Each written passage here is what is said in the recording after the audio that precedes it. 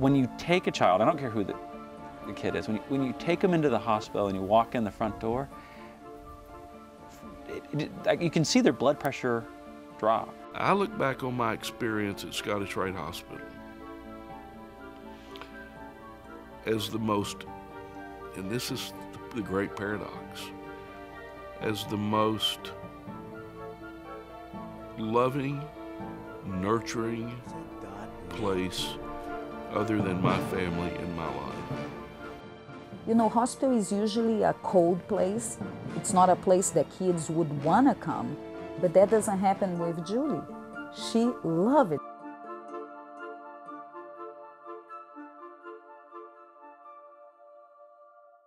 I think probably what I love most about Scottish Rite Hospital is the spirit. That spirit and the extraordinary transformations that happen every day at Texas Scottish Rite Hospital for Children can be traced back to a single moment, the moment there was a need for a source of hope for parents and children who found themselves in the middle of a terrifying epidemic. Just at that time, polio epidemic started cropping up all over the United States. And you never really knew where it was going to crop up. But when it came to a town, always in the summer, you'd all of a sudden have dozens and dozens and sometimes hundreds of kids developing polio. And it was scary for everybody because the doctors would, their family could get it or the next door neighbors might be getting it. And then it became evident too that the kids needed a lot of rehabilitation. And there weren't any places for them to go. And Dr. W.B. Carrell had returned to Dallas after World War I, become the first orthopedist in Dallas. And he became very interested in helping kids with polio, and he set up a little clinic in his office that met one afternoon a week. And a group of Masons decided that it was going to be one of their charities. They wanted to help some children, and they felt there were enough children out there that really weren't getting care, so they got together, raised the money, and built a hospital here on this campus in 1921. By 1933, little more than a decade after its founding, Texas Scottish Rite Hospital had treated 14,000 patients, a figure that doubled over the following 4 years. When W.B. Carrell died in 1944, his son, Dr. Brandon Carrell, took over as Chief of Staff. In the late 1950s, with polio nearly eradicated in the Western Hemisphere, the hospital focused on other conditions in the field of pediatric orthopedics. With this new medical focus came new vision, and physicians at Texas Scottish Rite began exploring innovative ways to treat children with scoliosis, clubfoot, hip disorders, and hand and limb differences with the same level of care and compassion it had used with polio patients. One of the earliest patients for an affliction other than polio was a boy from Waco with a severe case of clubfoot. His name was Lyndon Olson. My parents brought me to Scottish Rite Hospital. I would have died had I not come here because of the gangrene in my legs. I was admitted to the hospital, and it was very traumatic for me. What was traumatic was not only the illness, but the fact that back in those days, when you were a patient at Scottish Rite, you weren't allowed to see your parents but 2 hours a week. After about 2 weeks in the hospital, it became apparent that I had to have my left leg amputated because they had tried to save the leg with saline solution and changing bandages and doing all kinds of stuff to my leg, and so they amputated that leg. Dr. Carrell came up to me and he said, he came in and said, "Lyndon, how you doing?" I said, "I'm just great, Dr. Carrell, how are you?" And he said, "Got something to talk to you about." And I said, "Well, what's that?" He said, "Well, we're gonna have to make a decision about your leg, your right leg." And he said, and I said, "Well, what kind of decision?" He said, "Well, whether we're gonna amputate it or not." And I was laying there, and I'm 11 years old, had one leg amputated. He said, "Now, Lyndon, let me lay out the facts here." He said, "We can save that right leg, but you'll be on a crutch for the rest of your life." And he said, "Or we can amputate that right leg, and you won't have to be on a crutch." And he said, "And I need for you to help me make this decision." So I said, if we amputate that leg, well, I'll be able to play baseball. And he looked at me and he said, yeah, I think so. And I said, I think that the best decision would be for me to be able to play baseball. And let's do it. Boy, it was a lonely time. Now, the only thing I want you to do, would you hold this for a minute for me? Hold it. Here, put your hands on it, hold it. I'll hold it. You gotta hold it tight.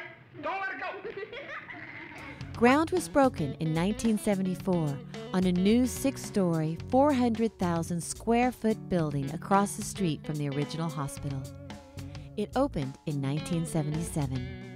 The vision of the board when we moved over from the old hospital to the new hospital was to become a world-class pediatric orthopedic hospital. Dr. Tony Herring was appointed Chief of Staff in 1975. Dr. Herring continued to work with Brandon Carrell until Dr. Carrell's death in 1981. In 2012, Dr. Daniel J. Succato was named the new Chief of Staff, only the 4th in Texas Scottish Rite history. And Dr. Herring became Chief of Staff Emeritus. When I came, one of the first patients I met and got to know really well was Daniel Massey, who was 3 years old when I got here. And Daniel was born missing arms and legs at the elbow and knee level. And he had this vibrant personality that defied most everything we tried to do, because we were still fairly old-fashioned in our thinking. I remember standing there when I first got my first pair of prosthesis. I was probably pretty close to 2 or 3 years old. 2 years old, and I was probably pretty close to 4 feet tall. When did you come to the hospital? What year?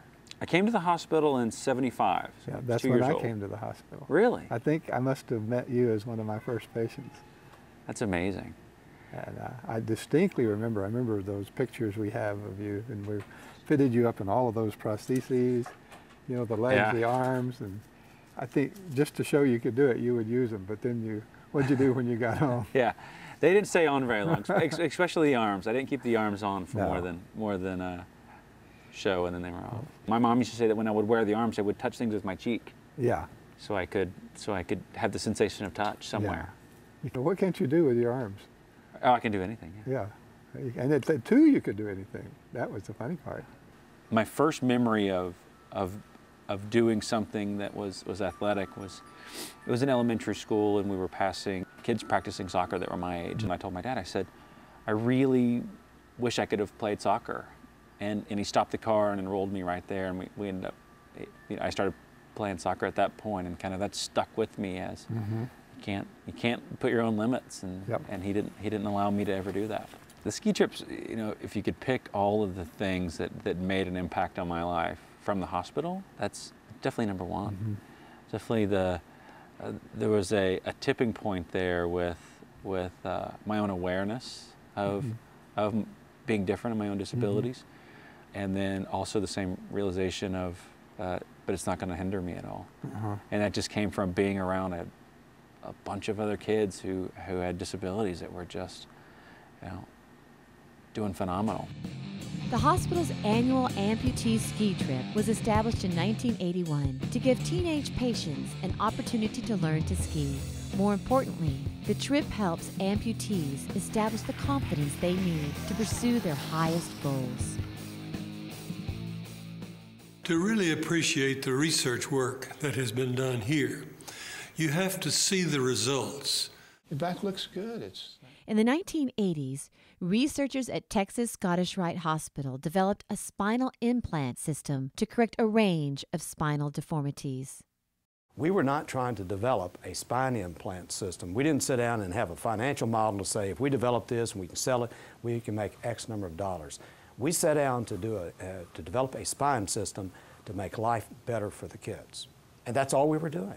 To me, it's the looking at the pie in the sky, sort of what do we think is unreachable by ourselves, but what can we accomplish with the team approach? The goal in these organizations is to improve what we do. and to find better ways of treating children with these problems, and study the results of what we're doing, and always looking for a new way to do it that might be better. Juliana, who suffers from a leg-hip disorder called leg perthes, is one of the many patients who've been helped by the hospital's research efforts. I was feeling kind of bad, because I was afraid that I wouldn't be able to walk again. Okay, is that a little report card? It's the caring of everybody that works in here. I'm talking about the person at the front desk, the person at the specialty, that gets your paper. Well, every time I get out of school to come here, I always say, yes, I'm going to Scottish Rite, because I love it so much, and it's my favorite hospital I've been to. The question she had was, when can she return back to cheerleading? And we were able to assess the amount of healing that occurred and give her the good news that she could start doing certain activities, and that made her very happy. 4, 5, 6, 7, 8, 1, 2, 3, 4, 5.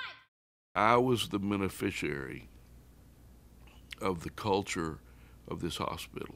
If it hadn't been for the Masons, the Scottish Rite Masons, that wouldn't have existed anywhere. If it had not been for people like Brandon Carrell, kids would have suffered. I believe that Dr. Carrell asking me, did I want to keep that leg or lose it, was a seminal day in my life, not because of the physical amputation, ultimately, but because it was the first time I really had to make a big decision that had big consequences, and I knew I could do it.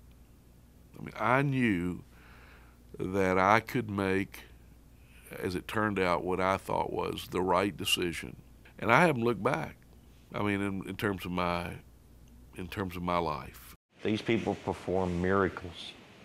They perform miracles. Somewhere over the rainbow, bluebirds fly. Birds fly over the rainbow. Why then, oh, why can't